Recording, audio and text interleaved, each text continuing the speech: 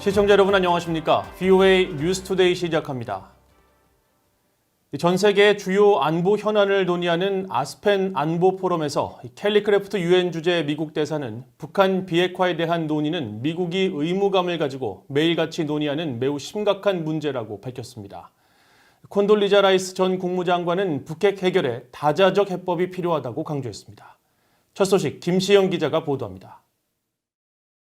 미국 콜로라도주에 있는 아스펜 연구소 주관으로 열린 연례 아스펜 안보 포럼에서 켈리 크래프트 유엔 주재 미국 대사는 북한 비핵화에 대한 미국의 분명한 의지를 강조했습니다.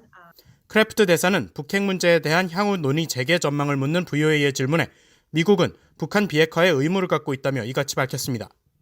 Our preferred method is whatever tool that works in order to protect the people in North Korea and the region around North Korea. I mean, we have an obligation, and as President Trump, as you well know, and his meetings with Chairman Kim, we are very clear about our expectations of denuclearizing, of deweaponizing, of making certain that the region around North Korea, and it is a daily discussion.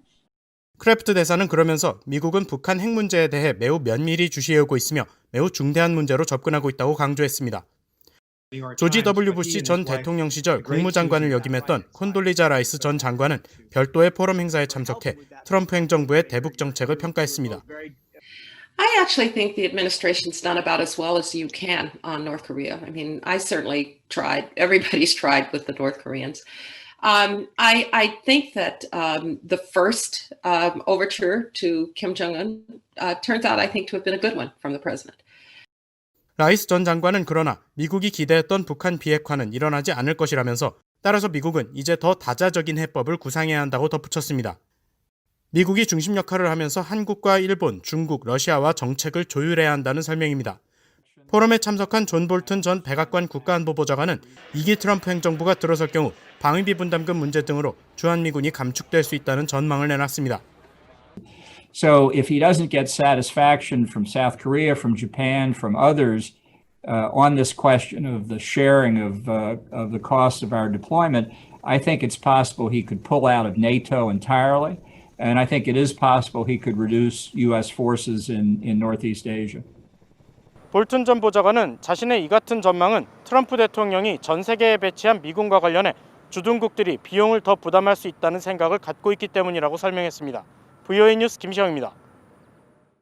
유엔 안보리 대북제재위원회 전문가 패널이 북한의 핵무기 소형화 가능성과 함께 불법 해상 환적과 노동자 파견 문제를 지적한 것으로 전해졌습니다. 보고서 공개는 안보리 이사국들의 승인을 통해 이루어지는데 대북제재 위반에 연루된 것으로 알려진 중국과 러시아가 동의할지 주목됩니다. 함지하 기자가 취재했습니다. 국제사회 대북제재를 감시하는 유엔 안보리 대북제재위원회 전문가 패널이 3일 중간 보고서를 위원회에 제출했습니다. 로이터 통신과 일본 NHK 등이 입수해 일부 공개한 내용에 따르면 북한은 핵무기 프로그램을 밀어붙이고 있으며 탄도미사일 탄두에 들어갈 수 있는 소형화된 핵무기를 북한이 개발했을 가능성을 일부 국가들은 믿고 있는 것으로 돼 있습니다. 특히 북한이 고농축 우라늄 생산과 실험용 경수로 건설을 포함한 핵 프로그램을 이어가고 있으며 유엔 회원국 중 한 나라는 북한이 핵무기를 계속 생산하고 있는 것으로 평가하고 있다는 내용도 보고서에 담긴 것으로 전해졌습니다. 로이터 통신은 보고서가 북한의 풍계리 핵실험장 복원 가능성에도 주목했다고 전했습니다. 지난 2018년 북한이 폐기한 풍계리 핵실험장은 갱도 입구만이 붕괴된 것으로 알려졌으며 포괄적인 폐기가 이뤄졌다는 조짐은 없다는 겁니다. 또 북한은 3개월 정도면 핵실험에 필요한 시설을 다시 지을 수 있다는 내용도 보고서에 담겼습니다. 보고서는 북한의 불법 해상 거래와 북한에서 파견된 스포츠 선수와 의료진, 공장과 식당 건설 노동자들이 활동 중이란 내용도 포함된 것으로 알려졌습니다. 전문가들은 북한이 핵실험을 6차례 진행한 전례로 볼 때 핵무기 소형화는 불가능한 일이 아니라고 지적했습니다.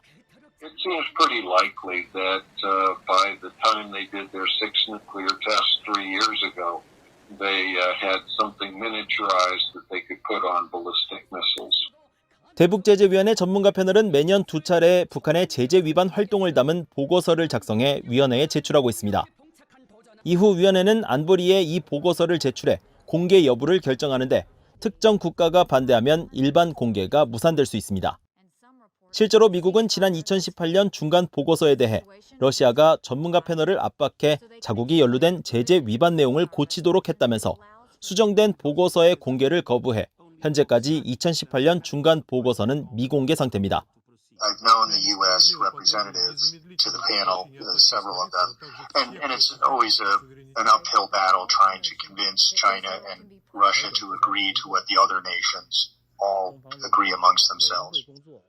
북한의 핵무기 소형화 가능성과 대북 제재 위반 사례들이 유엔의 공식 보고서에 담긴 것으로 알려지면서 교착 상태에 빠진 미북 비핵화 협상에 어떤 영향을 미칠지 주목됩니다. VOA 뉴스 함자입니다. 데니엘 카블러 미국 육군 우주미사일 방어사령관은 북한에서 발사하는 모든 미사일의 탄두를 최대 위협으로 간주하고 있다고 밝혔습니다. 카블러 사령관은 4일 우주 미사일 방어 심포지움에 참석해 최근 유엔 안보리 보고서에서 북한의 핵탄두 소형화 가능성을 제기했다는 언론 보도와 관련한 질문을 받고 북한의 모든 미사일에 어떤 종류의 탄두를 탑재하고 있는지 판단하는 데 상당한 어려움이 있다며 이같이 답했습니다. 앞서 이날 심포지움 기조연설에 나선 찰스 리처드 전략사령관은 북한은 불법적인 핵무기를 추구하고 미사일 체계를 개선하고 있다면서 이런 능력은 미군 병력과 동맹을 위협할 뿐 아니라 미국 본토에 위협을 가할 수 있다고 밝혔습니다. 미국 국무부의 샘 브라운백 국제 종교자유 담당 대사가 비영리 단체 21 윌버포스가 수여하는 프랭크 울프 국제 종교자유상의 올해 수상자로 선정됐습니다. 미국의 비영리 단체인 21 윌버포스는 4일 브라운백 대사가 그동안 전 세계인들의 종교의 자유와 인권 증진을 위해 초당적으로 폭넓은 활동을 해온 공로를 인정해 프랭크 울프 국제 종교자유상의 올해 수상자로 선정했다고 밝혔습니다.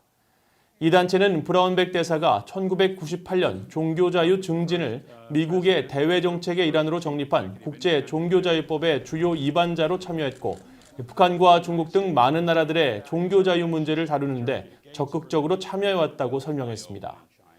프랭크 울프 국제 종교자유상은 2015년까지 17선을 지내면서 북한 인권법 제정 등 인권과 국제 종교자유 증진에 앞장선 프랭크 울프 전 하원 의원의 업적을 기리는 취지에서 지난 2018년 제정됐습니다.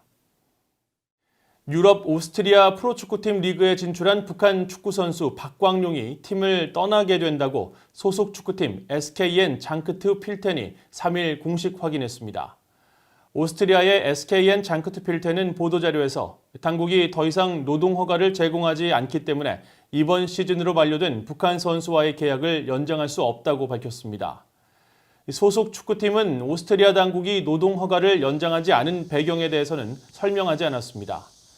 유엔 안보리 대북제재위원회 산하 전문가 패널은 앞서 지난 3월 제출한 최종 보고서에서 북한 노동자인 박광용의 활동이 노동자 송환 기한을 넘겼기 때문에 안보리 결의 위반이라고 지적한 바 있습니다.